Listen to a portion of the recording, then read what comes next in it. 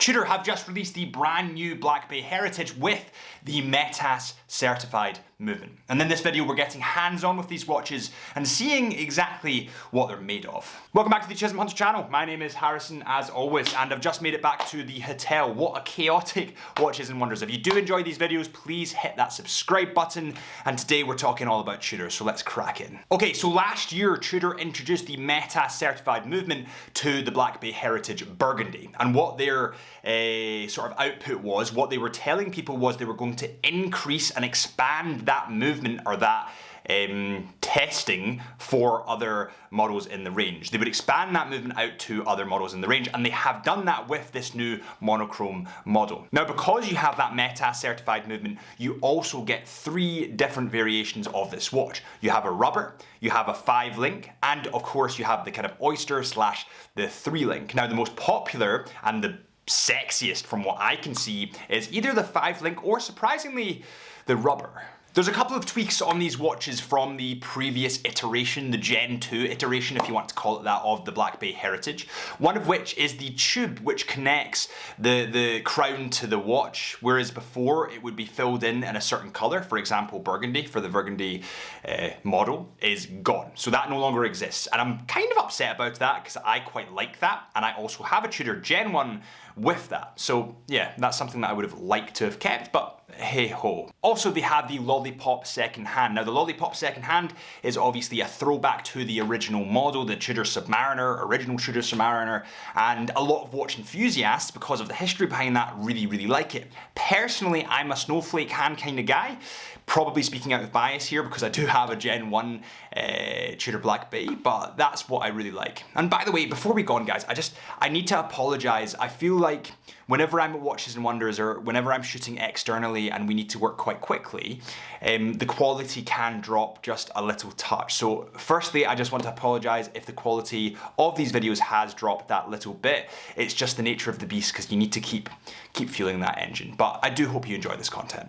Both the case and the bezel on this watch come in black, and of course everything else comes in white. It is very, I mean, monochrome is what the name they're using. It's black and white, it is monochrome. It is a very safe option, but it's a very sexy option. What would have done it for me, and I'd love to hear what would have done it for you, is if they added just like a little, something red, something like on the tip of the second hand. Can you imagine if it was red? I don't know, I'm nerding out. I got way too excited, drank too much coffee at Watches and Wonders. Yeah, let's move on. This model, of course, comes in at 41mm. Remember that this is not a Black Bay 58. It doesn't come in that smaller size. It is a little bit more chunky, coming in at 41mm. The thickness comes in at 13.6mm, and the lug width comes in at 21mm. This watch is waterproof, not water resistant, but waterproof to 200 meters, just like we kind of know from the other models within that range at the moment. The bracelet is fitted with that T-fit clasp, that insanely beautiful, gorgeous, better than better T-fit clasp that everyone kind of rants and raves about, and you can clearly see why. It is just leaps and bounds ahead of the previous iteration that they had, so I'm really glad that they included that. And remember that the bezel is in a aluminium disc. It's kind of more of an aluminium disc bezel, and the bezel clicks on a Tudor. I wish I had mine to show you now. I've actually got my Grand Seiko one, but the bezel clicks on a Tudor are just, they're just second to none. They can't be competed with. The movement in this model is the caliber MT5602-U, and this of course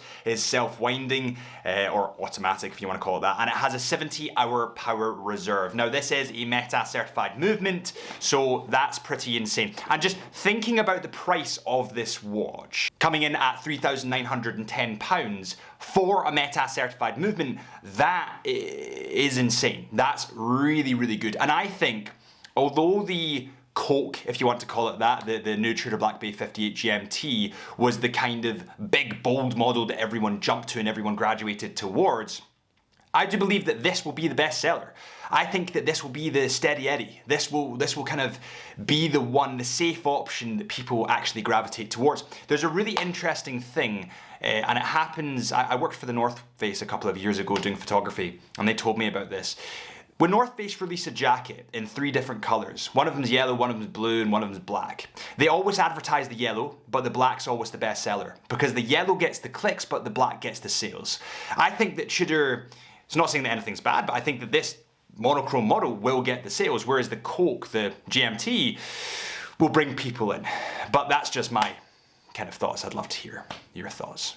And that is pretty much everything that you need to know about that new Tudor Black Bay in monochrome, the Heritage Edition. If you did enjoy this video, please hit that subscribe button. I'd really appreciate it. Follow our Instagram at Chisholm Hunter Watches or my Instagram at HB Lifelens.